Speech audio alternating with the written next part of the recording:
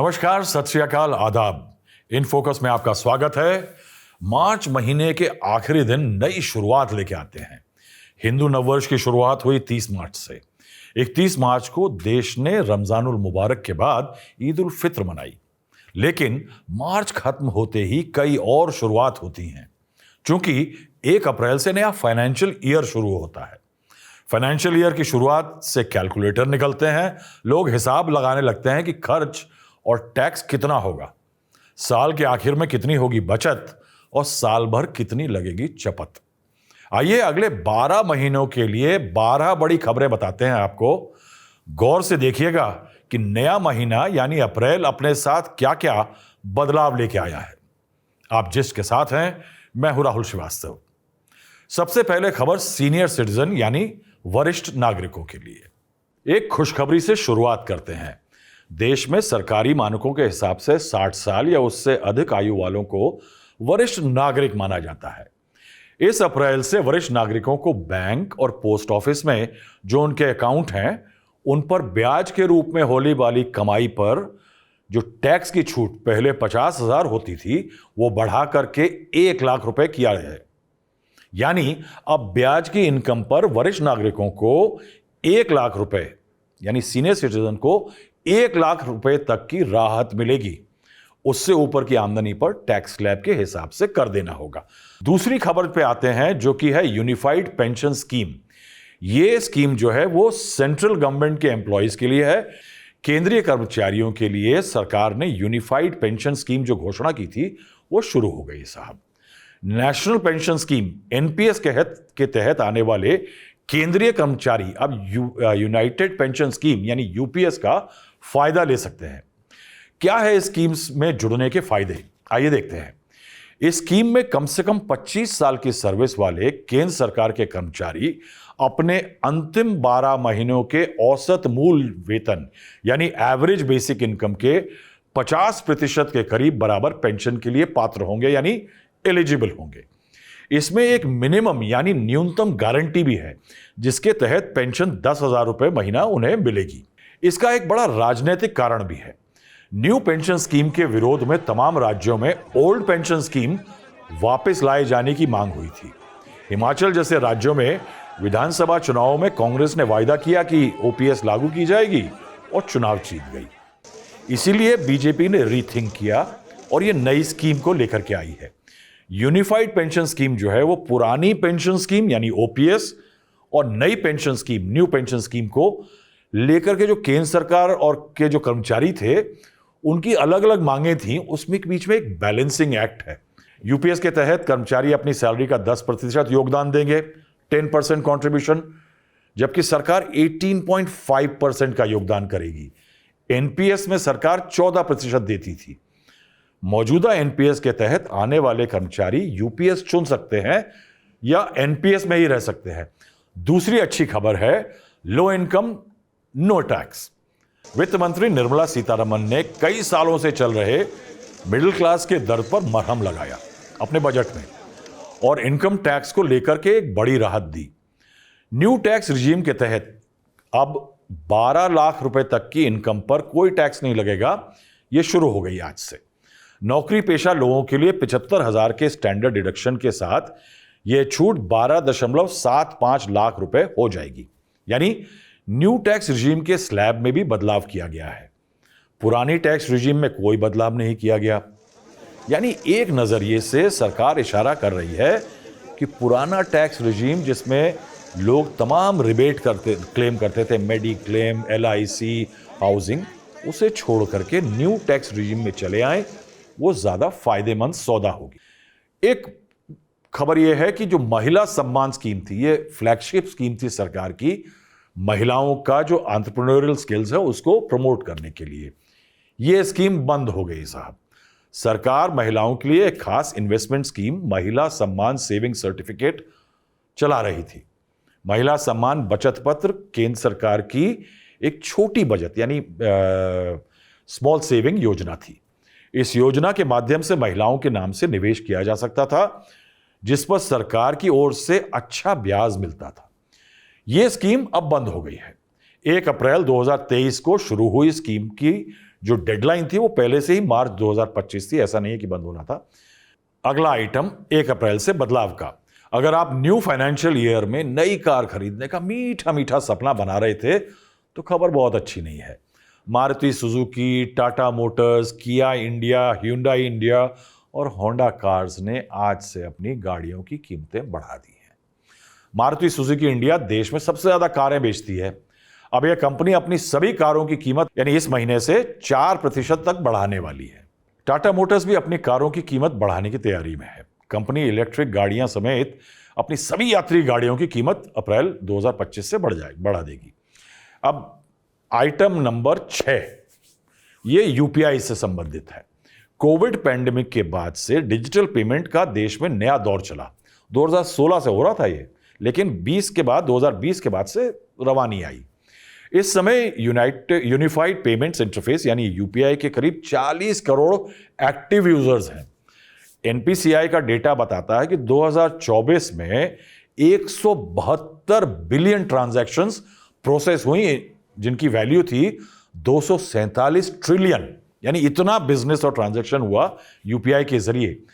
मगर ऐसे कई लोग हैं जो कई यूपीआई आईडी बना लेते हैं मगर इस्तेमाल नहीं करते, या जिस फोन से आईडी एक्टिवेट हुई होती है उसे इस्तेमाल नहीं करते।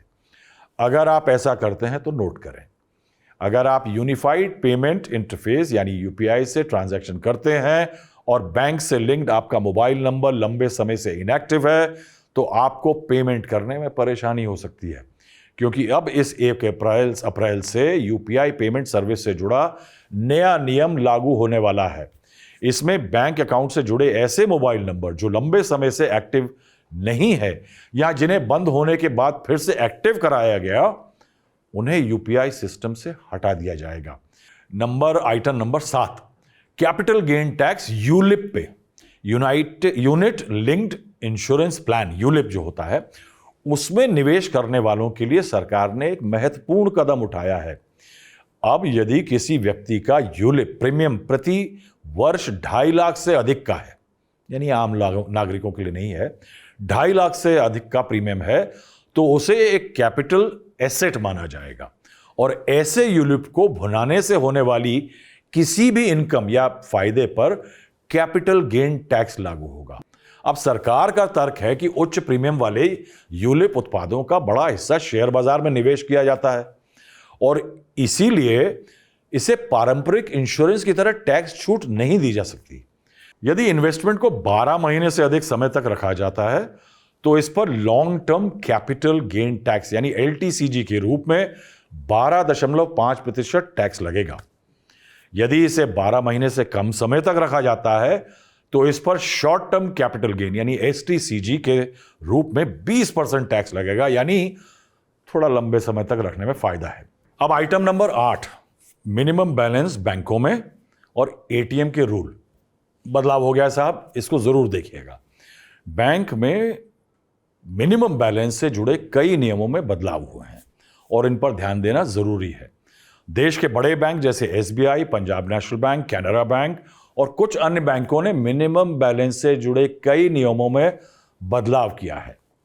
अब यह बैलेंस इस बात पर निर्भर करता है कि आपका खाता शहरी, अर्धशहरी या ग्रामीण इलाके में है।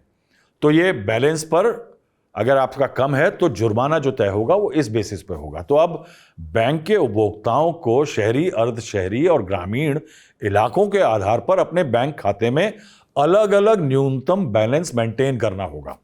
यानी मिनिमम बैलेंस नहीं रखने पर बैंक उपभोक्ताओं पर जुर्माना लगाया जाएगा। हालांकि जुर्माने की राशि बैंक खाते की कैटेगरी के हिसाब से अलग अलग होगी। ये यहां पे बड़ी इंटरेस्टिंग चीज है। ये जो मिनिमम बैलेंस है ना, इसमें कमाई है। क्यों कि सन 2020 फाइनेंशियल ईयर जो था और फाइनेंशियल ईयर 2024 उसमें पब्लिक सेक्टर के जो बैंक हैं, पीएसबी हैं, उन्होंने मिनिमम बैलेंस ना मेंटेन करने वाले लोगों से जो जुर्माना लिया, ये जो पेनल्टी की राशि थी, बैंकों ने 8,500 करोड़ की पेनल्टी लगाई कस्टमर पे जिन लोगों ने मिनिमम बैलेंस नहीं मेंटेन किया था। नए नियमों के मुताबिक एक और झटका है। अब बैंक के उपभोक्ता दूसरे बैंक के एटीएम से अधिकतम 3 बार ही मुफ्त पैसा निकाल सकेंगे। 3 ट्रांजैक्शन के बाद हर अतिरिक्त ट्रांजैक्शन पर उपभोक्ताओं को फिक्स चार्ज देना पड़ेगा। एक अच्छी खबर है, लेकिन अब यह तय हो करेंगी कंपनियां कि इसका आम जन को फायदा होगा कि नहीं। वो ये है कि एविएशन टरबाइन फ्यूल यानी हवाई जहाज का ईंधन जो है उसकी कीमत कम हो गई है। मगर मैं जैसे कहा कि ये पक्का नहीं है साहब कि आपको आम जन को, उड़ने वालों को इसका फायदा होगा। एक चीज और हर साल बजट के साथ हम सोचते हैं, कस्टम ड्यूटी का क्या होगा। तो कस्टम ड्यूटी के कारण भी जो निर्मला सीतारमण जी ने बजट दिया, उसके बाद कस्टम ड्यूटी में बदलाव के कारण भी सस्ता महंगा का एक आकलन करना जरूरी है। बजट के बाद 1 अप्रैल से कस्टम ड्यूटी बदलने का 150-200 प्रोडक्ट पर असर पड़ सकता है। सरकार ने कुछ प्रोडक्ट्स पर कस्टम ड्यूटी घटाई है और कुछ पर बढ़ा दी है। तो सबसे पहले देख लेते हैं क्या सस्ता होगा। तो साहब, अगर आपको गाड़ियों का शौक है तो यह खबर सुन लीजिए कि $40,000 से ज्यादा कीमत या 3,000 सीसी से ज्यादा की इंजन वाली जो क्षमताएं कार आयातित होती है ना, इंपोर्ट, वो सस्ती हो जाएंगी।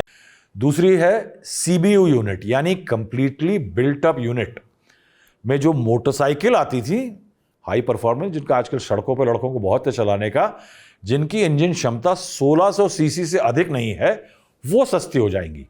ये भी इंटरेस्टिंग खबर है। अमेरिका के राष्ट्रपति डोनाल्ड ट्रंप हार्ले डेविडसन जैसी मोटरसाइकिल पर लगने वाली ड्यूटी की कमी की काफी समय से मांग कर रहे थे। ये मुद्दा था भारत और अमेरिका के बीच में जो राजनयिक रिश्ते हैं उसमें ये मुद्दा था हार्ले डेविडसन की कीमतें कि भारत ज़्यादा कस्टम ड्यूटी लगाता है।